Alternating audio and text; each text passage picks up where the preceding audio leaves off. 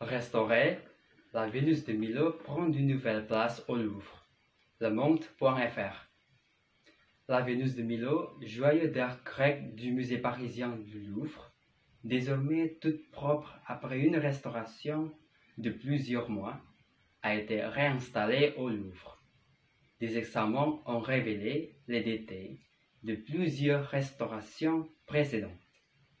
Au fil des années, la Vénus de Milo était devenue grasseuse et de plus en plus marron, explique Jean-Luc Martinez, directeur du département des antiquités grecques, étrusques et romaines. Elle avait gardé des traces d'huile, de savon et de plâtre qui avaient été utilisés pour faire un moulage au XIXe siècle. Ces produits avaient vieilli, la poussière des ans s'était collée dessus. Le Louvre a donc décidé de retirer tous les bouchages en plâtre, ce qu'on appelle purger les joints, et de nettoyer la surface. La restauration a été réalisée entre novembre 2009 et avril 2010. L'opération a permis de découvrir dans un bouchage en plâtre réalisé sous le sein droit un petit papier indiquant qu'il avait été réalisé en 1936. Le Louvre s'est également demandé s'il fallait rajouter à la statue de pied gauche en plâtre, fabriquée pour elle au XIXe siècle, puis retirée plus tard. Finalement, il a été décidé de ne pas le faire. Le nez en plâtre a été disposé.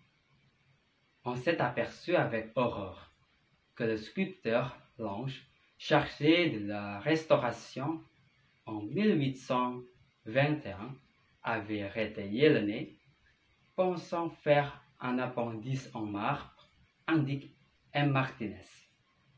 Finalement, le nez avait été fait en plâtre.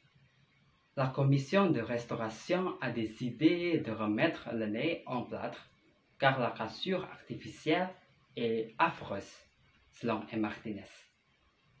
La première restauration de la Vénus entre 1822 et 1824 avait suscité de vifs débats. Au départ, Lange voulait même rajouter des bras à la statue.